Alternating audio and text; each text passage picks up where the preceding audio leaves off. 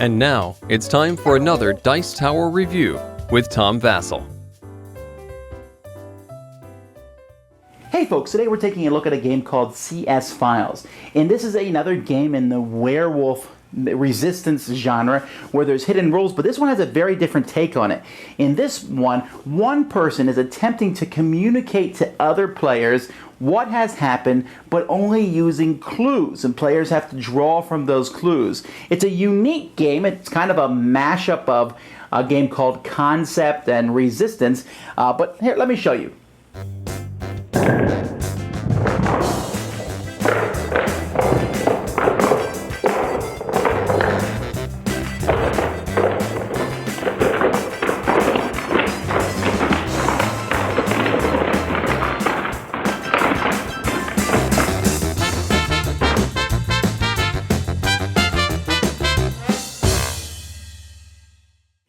The first thing you're going to do in a game is one person, you're going to pick a number of roles per player. So there's always going to be a forensic chemist, and there's always going to be a murderer, and several investigators. And if there's enough players, you'll have an accomplice and a witness. So everyone gets these cards shuffled randomly and dealt out secretly. You look at your card. The forensic chemist will reveal himself. Everybody else will have different cards placed in front of them. Here's a stack of possibilities of how they might have murdered someone. So here I have knife and fork, pillow, brick, and chainsaw. Then there's a huge stack of cards here which have possible clues I left behind. So a flute, documents, mosquito coil, and a cigarette butt. Alright?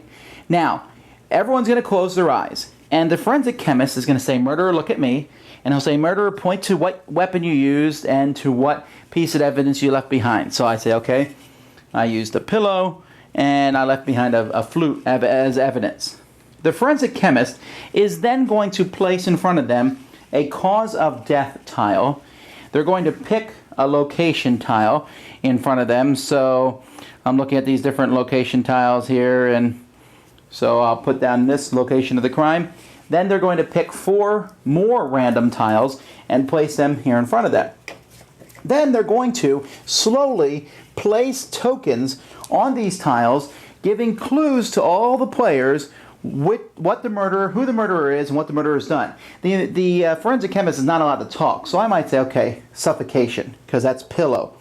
And that's all well and good, but Billy Bob, I look at the cards in front of him, and everyone has different cards in front of them, and so someone else might have a surgical mask in front of them, and that might be something to do with suffocation. Or John over there has a rope in front of him, so that might be suffocation. So the forensic chemist listens to all the players talking back and forth. Of course, the murderer is trying to do misdirection.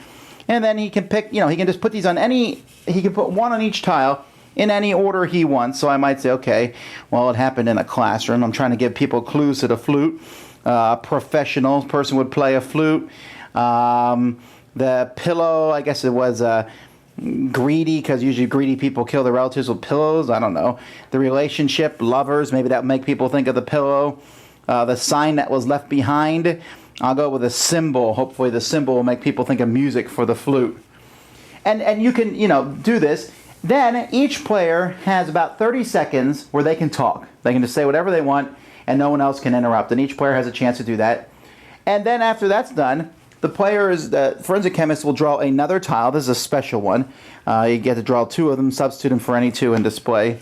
But he'll draw another tile, and he'll replace one. So like, this murderer's personality isn't helping me very much.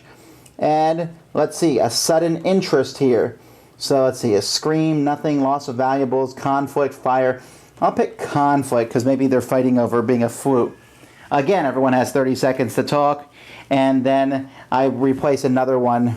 And okay, this is creative. Maybe again that'll make people think of the flute. At any point during this whole time, each person is allowed to make an accusation, an actual accusation. They'll say, "I think it was Tom, and he used the flute and a brick." All right. If they are exactly correct, yes, the game's over, and you caught the murderer and you win. If they're wrong, even if they got one of them right, it doesn't matter. The forensic chemist simply says no. And that's the game. If everyone has guessed incorrectly, the murderer can also make a guess too. Of course, his guess will be deliberately wrong. After everyone's made a guess and no one's caught the murderer, then the murderer wins. The other 2 roles in the game, besides the investigators, are the accomplice. The accomplice simply is in a bigger game. He knows who the murderer is. And that's basically it. So he's helping misdirect. And the witness, at the nighttime after murderers picked his things, and the accomplice sees what he picks, then they close their eyes, and the forensic chemist asks the witness, and he shows them who the murderer and accomplice are. Then the witness doesn't know anything else other than that, but they know a lot of information at the end of the game. If the murderer's been caught, if the murderer and accomplice can tell you who the witness was, they still win, because they eliminate the witness, and therefore they escape, or they get off in court or something. And that's how you play. There is lots of different cards in this game, as I said, explosives and famine and mad dog and packing tape and a blade and unarmed and mercury and illegal drugs and tons of clues, lunchbox, ants, signature, diary, maze, mark, paint, dust, and lots of different tiles here. The victim's identity, a hint on the corpse, the day of the crime, the time of death, the motive. So there's really quite a bit going on here.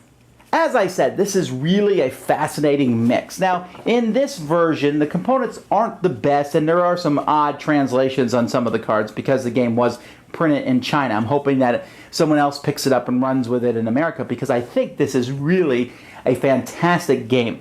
As I said at the beginning, it has some feeling of concept.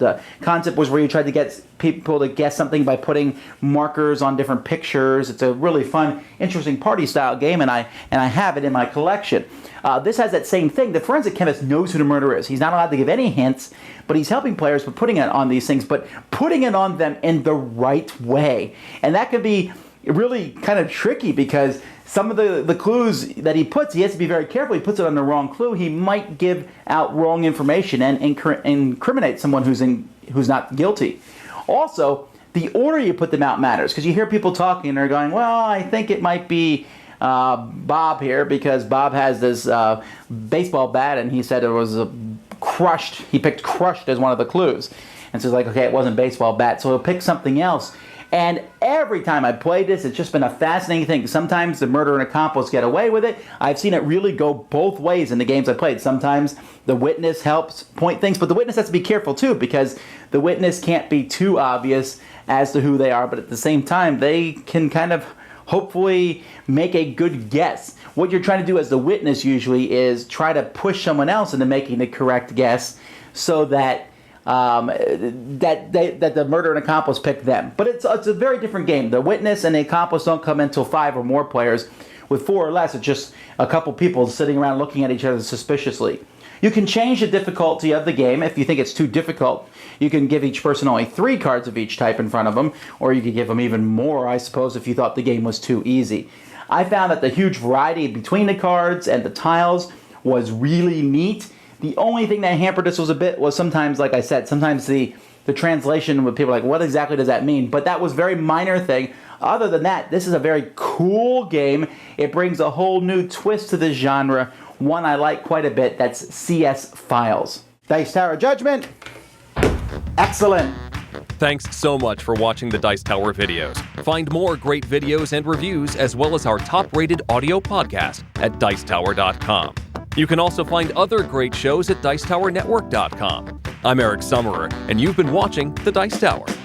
The Dice Tower is sponsored by Cool Stuff Inc., where you can find great games for great prices. Cool stuff in stock. Check them out at CoolStuffInc.com. Închide ușa! De?